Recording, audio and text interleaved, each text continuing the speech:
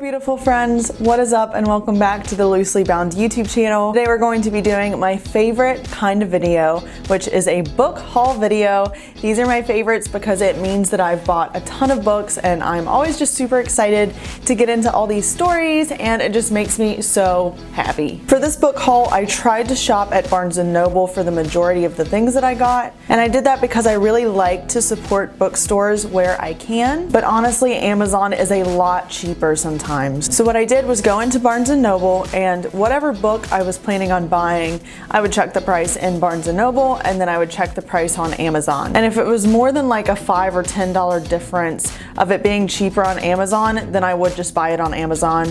But if it was only like $5 or less off, then I bought it from Barnes & Noble just because I really don't want bookstores to close. So I like trying to support them where I can. I will link everything down below on Amazon just because I feel like that's probably the easiest for most people to shop on. So if you want to snag any of these books that we're going to talk about today, just check the description box and I'll post a link down there. First, I got You Love Me by Caroline Kepnes. I've read and reviewed the first two books in this series. This is the You series. I'll post the review link right up here for you, so if you want to check that out, you can easily find that right up there. So this is the third book in the You series, and I'm pretty sure this is the final book. I think she's stopping after this one. I could be wrong, but from my understanding, I think this is going to be the conclusion. I started watching You on Netflix a few years ago maybe, and then I started reading the books after, and the books are so good. I love the show, but the books are good in a totally different way. So without giving away too much that's happened in the first two novels, we're obviously continuing with Joe's story. A lot happened in Hidden Bodies. A lot of really crazy things happened at the end. So I'm excited to see where You Love Me picks up and how all of that ended up working out for them. Next, I got The Twisted Ones by T. Kingfisher. I was actually looking for The Holo Places by T. Kingfisher, but I couldn't find it in Barnes & Noble, so I just ended up grabbing this one because I really wanted to see what this author is about. I became interested in this author when I entered to win one of their Goodreads giveaways, and I didn't win, but just the premise of their books really catches my eye. It seems a little bit different and kind of like supernatural, I guess. So this one is about a girl cleaning out her grandmother's house, and her grandmother just had a ton of clutter, just a ton of things. She was basically a hoarder. So while she's cleaning out her grandmother's house, she finds her step-grandfather's journal, and it seems like he's just a crazy person. This journal just has all of these random rants and raves, and it just seems like he had totally lost it. But then she ends up encountering something that he described in his journal in the woods, and she and her dog have to survive what I'm guessing is like a creature. It doesn't say specifically, but I think it's gonna be like some kind of monster in the woods. I might be totally off base here, but that's where I think this one's gonna go. And I just love anything that has any kind of like supernatural, dark, creepy monsters, you know, anything like in that horror genre, which I think this one will be in. Oh my gosh, I just saw on the cover of this, it says righteous folkloric horror. The devil is waiting in between these pages. That sounds amazing to me, so I'm super excited to get into this one. Then I did also grab The Holo Places by T. Kingfisher.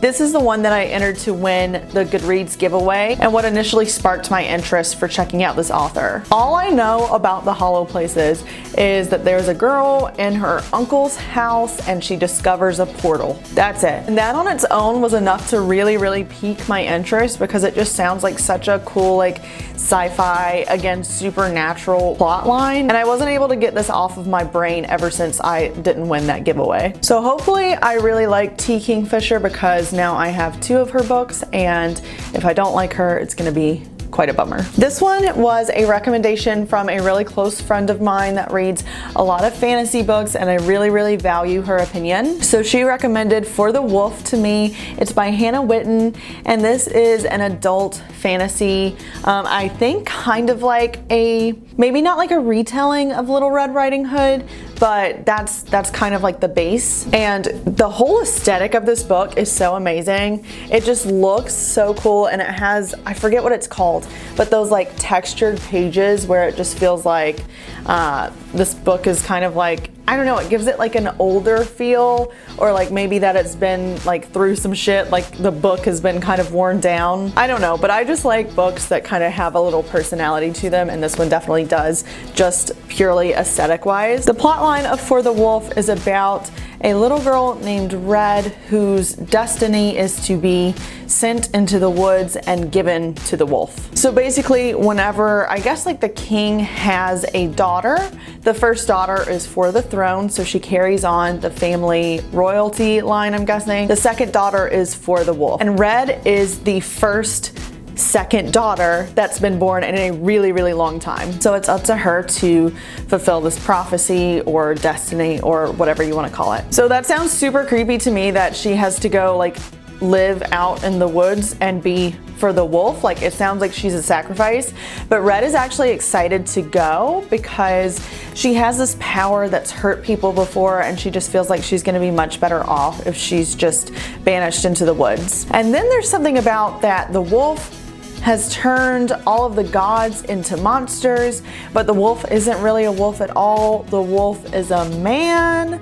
So I'm not really sure where this one's gonna go, but everything I've heard about it has seemed super, super interesting, and I'm really looking forward to getting into a good fantasy. Then we have The Deep, which has the shiniest cover in the world. The Deep is by Nick Cutter. I picked this one up because Nick Cutter wrote a book called The Troop that I have a review for as well that'll pop up right up here. The Troop was so freaking good. If you've watched the channel, you know that my favorite books are the ones that are just like gut-wrenching, like creepy, gory, gross, anything like that.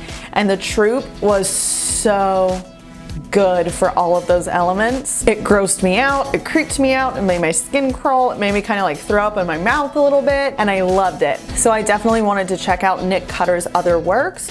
I believe he has The Deep, and then I think he has one more.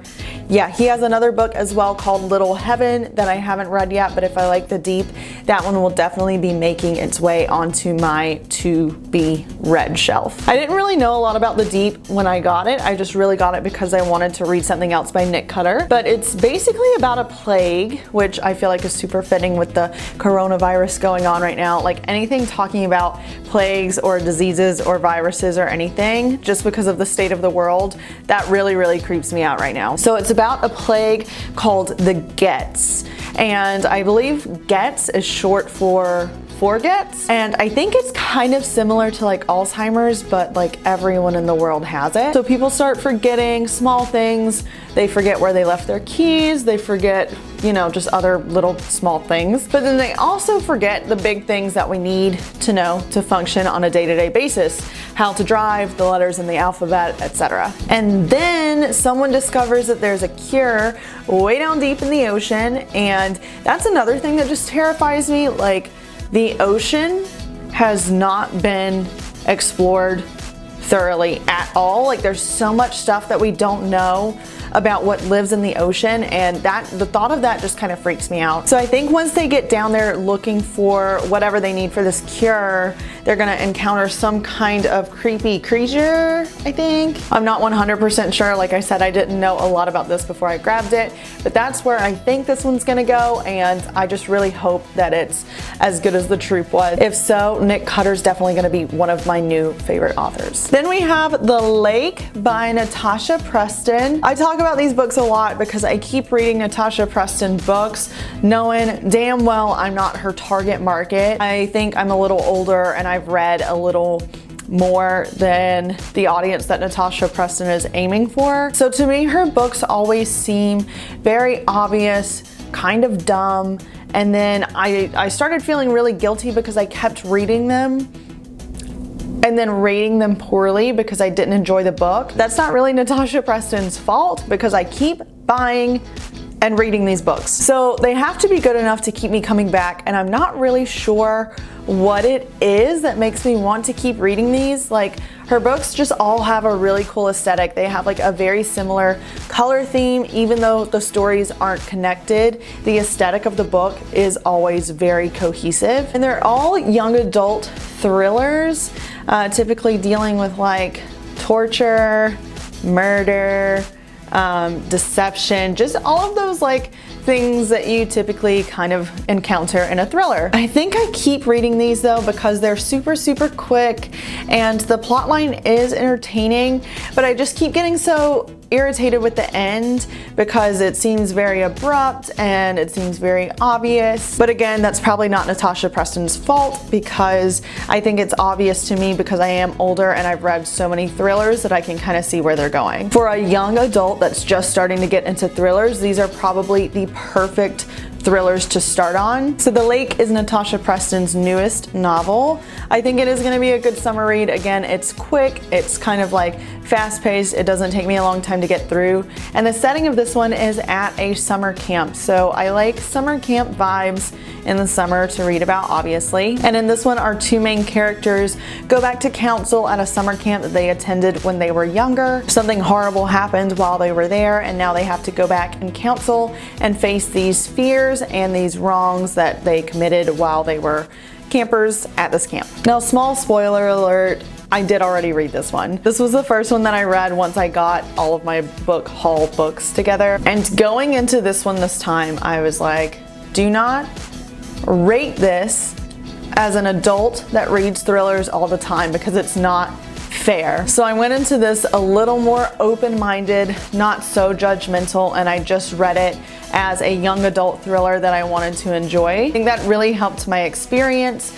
Also, I feel like this one was just a better read than some of Natasha Preston's other books, so this was good for me. I read it in maybe like 2 days, and it was just a good, fun, quick, summary, short read. Yay. Next, I got The Midnight Library, and this is one that I've wanted for so long. I didn't get this one for a long time because in Barnes & Noble it was $27. And like I said, I really like buying from Barnes & Noble, but on Amazon I could get it for $13. So I was having like a bit of a mental morality debate, like, do I buy from Barnes & Noble for double the price or do I get it on Amazon for half the price? I ended up ordering this one on Amazon because it was literally only $13, and in Barnes & Noble it was double that. Anyway, from what I understand, The Midnight Library is about this library that you can go to after you die, and it will show you all of the different paths that you could have taken in your life and what your life could have looked like if you chose one of these other paths instead of obviously the journey that you did live. I just started this one last night. Actually, I'm only like 20 pages in, but so far it's already very interesting. It's written a little differently than a lot of books that I read, and it's kind of hard for me to describe, but I think the main thing that I noticed is that the chapters are a lot shorter. So some of the chapters are only like a page long, but I really like books with shorter chapters like that because I feel like I'm accomplishing a lot. I need to stop flipping through it before I ruin something for myself. I was gonna show you the chapters, but whatever, just pick up a copy and check it out for yourself. This one seems to be really highly rated. A lot of people that have read this one just absolutely love it and have given it a really good review. So I'm super excited because I feel like this one is going to be a winner. I grabbed The Wife Between Us by Greer Hendricks and Sarah Pekkanen. This one was not on my haul list, but I ended up getting it because when I was shopping at Barnes & Noble, they had a bunch of books, buy one, get one 50% off. For The Wolf was one that had that little sale sticker on it, so then I knew I was gonna be able to get another book for half price, so I had to get something. The Wife Between Us was one that I was gonna get on Kindle a few months ago, but the reviews were a little too mixed. Some people really liked it, and some people just said it was really dumb, so I decided not to get it. But since I could get it for half off at Barnes & Noble, I went ahead and picked it up. Even though I haven't really read too much into what it's actually about, I just feel like The Wife Between Us, like, we know it's gonna be about a marriage. We know it's gonna be some kind of like thriller. Let's see, it says a jaw-dropping psychological thriller, unforgettable twist. When you read this book, you will make many assumptions. You'll assume you're reading about a jealous ex-wife. You will assume she's obsessed with her replacement, a beautiful younger woman who is about to marry the man they both love. You will assume you know the anatomy of this tangled love triangle.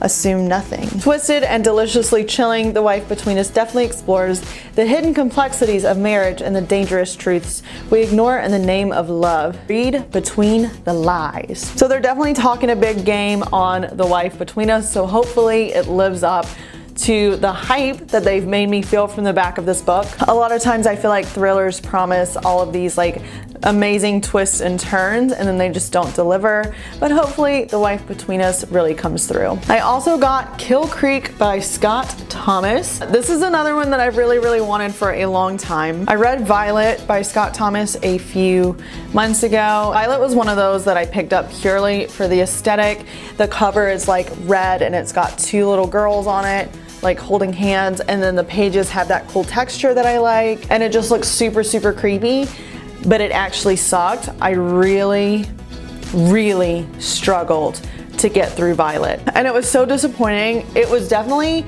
beautifully written, but it didn't really say anything. So in Violet, I feel like we would spend 20 pages talking about how dirty the floorboards are. And it was written in such an eloquent way that I could tell Scott Thomas is definitely a skilled writer, but it was just boring. So when I was reading the reviews for Violet, a lot of people were shocked because they said Kill Creek was so good that they couldn't believe that Violet was not good. So it definitely made me want to pick up Kill Creek, and I'm hoping it's a lot better than Violet was. Again, I don't know a lot about this one either. I really have a bad habit of just grabbing books because I think they look cool, or if I've read something else by the author. But make sure you subscribe to the channel and hit that notification bell, because after I read this, I will definitely come back and let you guys know if it's as good as I'm hoping it is. Next, I got Since You've Been Gone by Morgan Matson.